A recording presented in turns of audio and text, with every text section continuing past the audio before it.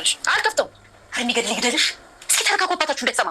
ቁጭ በሉ ዳጣ፣ ቁጭ በል ዳጣ፣ ቁጭ በሉ። እስቲ ክፈሹና ነው። አልከፍተው እንዲሁም ታዩ ዋና አስከፍታታለሁ። እሺ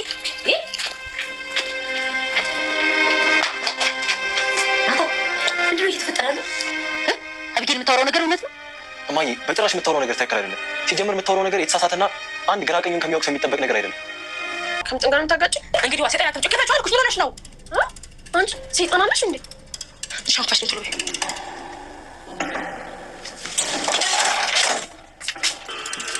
አልሰጥም። ሰምኛለሽ? በባዬና ባባዬ ፊት ጫጫት መስያለሽ። ከጀርባችሁ ግን እየስ ትሞዳሞጃለሽ። እየጠየቁሻለሁ። ስልኬን ስጪኝ፣ ስልኬን ስጪኝ። አልሰጥም። ሰምኛለሽ? ይሄ ጉድሽን አባዬም ሆነ እማዬ ሳያውቁት ይሄን ስልክ የምታገኝ አይመስልሽ? አታገኛት። ችግር እየፈጠርሽ ነው እንዴ? ልትደባደቡ ነው እንዴ? አዎ ዞር በል። አትሳፈጪ። አቤጌል ዳጣም በመምሰል ለናታን በጻፈችው ቴክስት ምክንያት እንግዲህ የአቶ ደረጀ ቤት ብጥብጥ ውስጥ ገብቷል። አይሆኑ ነገሮች እየተፈጠሩ ነው ያሉት።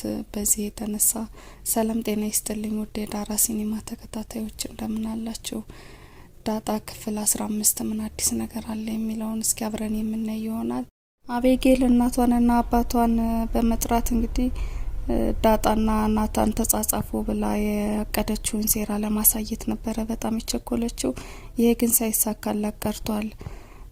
አባትየውም በሲስተም ወደ መኝታ ቤቱ ከተሸኘ በኋላ ይህን ቴክስት ለማሳየት ናታንና ወይዘሮ ማርታ አቤጌልና ዳጣ በተሰበሰቡበት ጉዳቸውን አጋልጣለሁ ብላ እንግዲህ ራሷ የፈጠረችውን መላና ዘዴ ለማቅረብ ብዙ ጥረት ብታደርግም ሳይሳካላት ቀርቷል። ፓተርኑን እንደማታውቀው በመምሰል ውሃ ወዳለችበት ክፍል በመሄድ ውሃ ፓተርኑን እንድትከፍትላት ስትጠይቃት ዳጣም በኃይል በመናደዳው ከሳሎን ወደ ናታን መኝታ ቤት በመሄድ እጇን ጠምዝዛ አልጋ ላይ ወሩራ ያለ የሌለ ኃይሏን ተጠቅማ ስልኳን ቀምታታለች። በዚህም የተነሳ ከአልጋ ላይ ተነስታ ወደ ሳሎን ለመሄድ ስትሞክር የውሃዋ ውሃ እንግዲህ በጣም በሀዘኔታ አቤጌል አይዞሽ እሺ በስማም ዳጣ ግን ኃይለኛ ናት ምናምን ስትላት ምናልሽ ብላ በኃይለኛ ነበረ በጥፊ ያጮለቻት። እንግዲህ የውሃዋ ውሃ በዚህም የተነሳ ራሷን መቆጣጠር አልቻለችም እና ጸጉሯን ጨምድዳ ይዛ ነበረ የእህቷን ጸጉር መልሳ እዛው ዳጣ የጣለችበት አልጋ ላይ መልሳ ጥላታለች ታላቅ እህቷን። እንግዲህ ምንም ልታደርግ ያልቻለችው አቤጌል በጣም እየተናደደች ነበረ ወደ ሳሎን ሄደች። ወደ ሳሎን ስትሄድ ዳጣ ከወይዘሮ ማርታ አጠገብ ቁጭ ብላ ነበር ያገኘቻትና ደብድባት እንደሄደችና ስልኳን በኃይል እንደቀማቻት ሚስጥሩ እንዳይወጣ ጥረት እያደረገች እንደሆነ ያው የውሸት ነገሮችን በመፍጠር ለወይዘሮ ማርታ ልታስረዳ ሞክራለች። በእርግጥ ወይዘሮ ማርታም በጣም ነው የተጠራጠሩት። ያው አቤጌል እውነት አላት የሚለው ነገር አመዝኖባቸዋል። ናታንንም በተቻለ መጠን ለማጣራት ሞክረዋል። ናታን ደግሞ ምንም ነገር እንደማያውቅና አቤጌል የፈጠረችው ነገር እንደሆነ ለወይዘሮ ማርታ ሲያስረዳቸው ነበረ።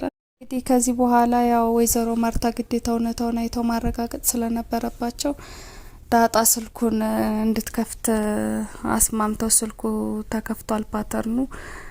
ግን ያው የሚገርመው ነገር ዳጣ ሲስተም ተጠቅማ ቴክስቱን ደልተው ነበርና ምንም ነገር ሊገኝ አልቻለም። ያው ሴረኛዋ አቤጌል ምንም ማድረግ አልቻለችም። በዚህ የተነሳ ሴራዋ ከሽፎባታል። ወይዘሮ ማርታን በልጃቸው ውሸት በጣም በመበሳጨታቸው እንግዲህ ቀጥሎ ወደ ክፍላቸው ሲል ሁላቸውንም አባረዋቸዋል። አቤጌል ግን ያው አልረታም ባይነት ስለያዛት ከእናቷ ጎን ቁጭ ብላ ለማሳመን ስትሞክርና ስትጨቃጨቅ ነበረ።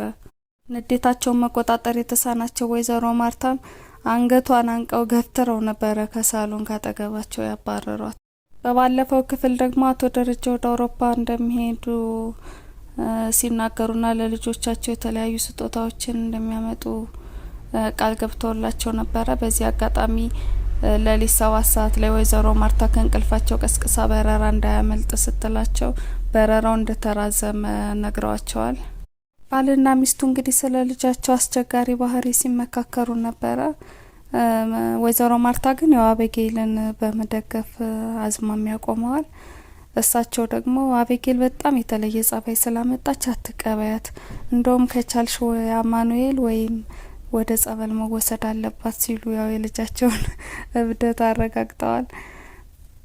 ወይዘሮ ማርታም እንግዲህ እኔ እኮ ኃላፊነት ስላለብኝ ነው የሰው ልጅ አምጥተን አንድ ነገር እንዲሆኑ አልፈልግም በቤቴ ስትል ያው የኃላፊነት ስሜቷን ስትገልጽ ነበረ።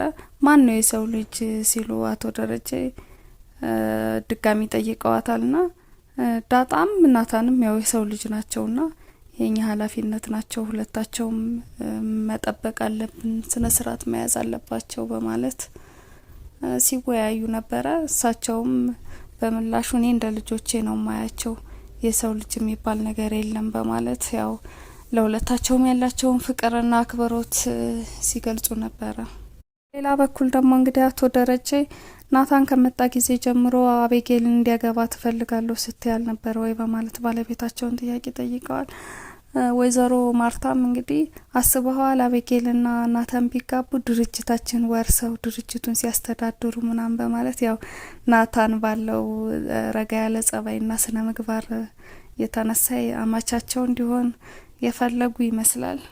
ተደጋጋሚ እንግዲህ በአቤጌል የተነሳ በደል የደረሰባት ያለችው ዳጣ በጣም በመበሳጨት ወደ ኩሽና ከሰላም ጋር ለማውራት ገብታ በብስጭት ከአጠገቧ ቁጭ ብላለች እና ሰላም ደግሞ የዳጣን ፊት በማየት ዳጣ ምን ሆነሻል ነው የከፋሽ ትመስያለሽ እና ማታ ደግሞ በኃይል ስትጨቃጨቁ ሰምቻለሁ ከናታን ጋር ተጣላችሁ እንዴ ስትላት አይ አልተጣላንም በማለት ስትመልስላት ናታንም እኮ በሌሊት ነው ወጥቶ የሄደው ስትላት በጣም ነበረ ዳጣ የተደናገጠችው።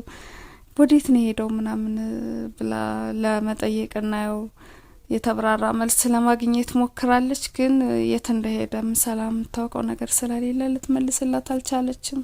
ሰላም ምን እንዳጣላቸውና ማታ ሲያጨቃጭቃቸው የነበረውን ርዕስ ለማወቅ በመጓጓት ዳጣን ስታወጣጣት ነበረ። ዳጣም ካንቺ የምደብቀው ነገር የለም ግን ሚስጥር ነው በማለት የተፈጠረውን ነገር እያንዳንዱን ነገር ነግራታለች። ያው አቤጌል ስልኳን ወስዳ ለሱ ቴክስት እንደጻፈችለት ምናምን እና ምን መለሰልኝ ስትል ግን ያው ምላሹን የናታን ሚስጥር መጠበቅ ስላለባት ለቃሏ የምትታመነው ዳጣ ምንም ነገር ለማለት አልፈልግም በዚህ ጉዳይ ላይ በማለት ዘግታባታለች። እንግዲህ ሞልቃቃዋ አቤጌል ሰላምን ጠረጴዛ እየወለወለች ባለችበት ሰዓት ቁጭ በይ በማለት ከፍ ዝቅ ስታደርጋት ነበረና አረ ምናምን ብላ ያው አለ አይደለ በቃ በመረዳት ሁኔታ ሰላም ከጎኗ ቁጭ ብላ ልታዳምጣት የሞከረች ነበረ እና በመቀጠልም ያው የዛቻ በሚመስል ሁኔታ አቤጌል ለሰላም ዳጣና ናታን የተጻጻፉትን ቴክስት በመንገር እወድሻለሁ አፈቅርሻለሁ ብሏታልና ማታ ማታ ደግሞ ክፍሉ እየገባች እንደምታመሽ አንቺ ታያለሽ ይህንን ለማየና ለአባዬ ትናገሪያለሽ በማለት ስታስፈራራት ነበረ። ሰላምም ያው እኔ በወልድሽ አደርስሻለሁ ታቅፌ ያሳድጌሽ አንቺ ነሽ እኔ ላይ እንደዚህ ዛቻ የምታደርሽብኝ በማለት በጣም በምሬት ነበረ ስትመልስላት የነበረችው። አላየውም ስትገባም የማውቀው ነገርም የለም እኔ ምንም ነገር መናገር አልፈልግም ብላ የጸና አቋሟን አሳውቃታለች። ከዚህ ቤት መውጫሽ ደርሷል ማለት ነው ወይ ምናምን እያለች ስትባት ነበረ። እኔ ከዚህ ቤት እንደ ሰራተኛ ሳይሆን እንደ ቤተሰብ አባል ነው የምኖረው፣ ስለዚህ ልታከብረኝ ይገባል በማለት ሰላም ተናግራት በንቀት በተቀመጠችበት ጥላት ሄዳለች። እንግዲህ ምስኪኗ ውሃ ደግሞ ትምህርት ቤት ተሳቀብኝ፣ አስተማሪዋም ተማሪዎቹም በአንድነት ሳቁብኝ በማለት እንደ ተበሳጨች ለእናቷ መታ ዜና እየነገረቻት ነበረ። በምን እንደሳቁባትም ወይዘሮ ማርታ ስትጠይቃት ያው እኔ በሀሳብ ሄጄ ነበርና ብዙ ነገሮች እያሰብኩኝ ነበረ። አባዬ አውሮፓ ሄዳለሁ ብሎ ያመጣልሻል ያለኝን ኬክ ሳስብ እነሱ ለካ እየተማሩ ነበርና ድንገት ውሃ ብላ አስተማሪዋ ጥያቄ ጠየቀችኝ። የጠየቀችኝ ጥያቄ ደግሞ መብራት የሚያስተላልፈው ማን ምንድነው ስትለኝ መብራት አይላልኳት። በዚህም የተነሳ ተማሪዎችም አስተማሪዋም በአንድነት ሳቁብኝ ብላ ማይክሮፎን እየገለጸችላት ሳለ ከዚህ የበለጠ ነበረ ደግሞ ወይዘሮ ማርታም የሳቁባትና ልክ እኮ እንደዚህ ነው የሳቁብኝ በማለት ያው ይበልጥ እንዳኮረፈች እየተናገረች ነበር የነበረው። በሌላ በኩል ደግሞ አቤጌል እናቷን በጣም ነው ለማሳመን ጥረት እያደረገች ያለችው። ያው የተፈጠረው ነገር እውነት ነው፣ እኔ አልዋሸሁም፣ ለምን አታምኝኝም? ውሀን መሰልኩሽ እንዴ? እኔ ነፍስ አውቃለሁ፣ ብልጥ ልጅ ነኝ በማለት እያንዳንዱን የተጻጻፉትን ነገር ያው ለማሳመን በጣም ጥረት እያደረገች ነው። ወይዘሮ ማርታም ለማመን የተቃረቡ ይመስላሉ። ዳጣንም ናታንንም በጥርጣሬ መልክ ነው እያዩቸው ያሉት። ግን ያው ባይናቸው ያላዩት ነገር ስለሆነ ምን ማለት እንዳለባቸው ግራ የተጋቡ ነው እየመሰሉ ያሉት። ወይዘሮ ማርታ እንግዲህ ልጃቸውን ፍላጎት ሲጠይቋትም ዳጣ ሌላ ቦታ እንድታድር ነው የምፈልገው፣ ይሄ የተከበረ ቤት የማንም ዱርዬ መጫወቻ መራገጫ ሆነ በማለት ስትናገር ነበረ። እናቷም በጣም ተደናግጠው ነበረ። ማን ነው ዱርዬ አንቺ ምናምን ብለው ሲቆጧት ዳጣ ነቻ በቃ ሌላ ቤት ትደር ምናምን ስትላት ይህን ያክል እረፍት ከነሳሽ በቃ ለአባትሽ ነግረዋለሁ ስትላት አባዬ ምንም ብቲ ዳጣን አያስወጣትም፣ ስለዚህ እሱ ምንም መፍትሄ ካላመጣ እኔ ምንም ላረግ አልችልም በማለት ያው ያላቸውን ቁርጠኝነት ከባላቸው ጎን እንደሚቆሙ አሳውቀዋታል። ብቻውን ክፍሉ ቁጭ ብሎ ያው በመቆዘም በተፈጠረው ነገርም በመደናገጡ ብዙም ፊቱ ደስተኛ አይመስልምና መጽሐፍ እያገላበጠ እያለ ዳጣ ወደ ክፍሉ ገብታለች። አይኗ ሊያይም በጣም ነው እየተሸማቀቀና እያፈረ። እንግዲህ ምን ይፈጠር ይሆን የሚለውን በቀጣይ ፕሮግራም የምናይ ይሆናል። ውድ የቻናሌ ቤተሰቦች እስካሁን አብራችሁኝ በትዕግስት ስላዳመጣችሁኝ በጣም ነው የማመሰግነው። ላይክ፣ ሼር፣ ሰብስክራይብ በማድረግ እንድታበረታቱኝ በአክብሮት እጠይቃለሁ።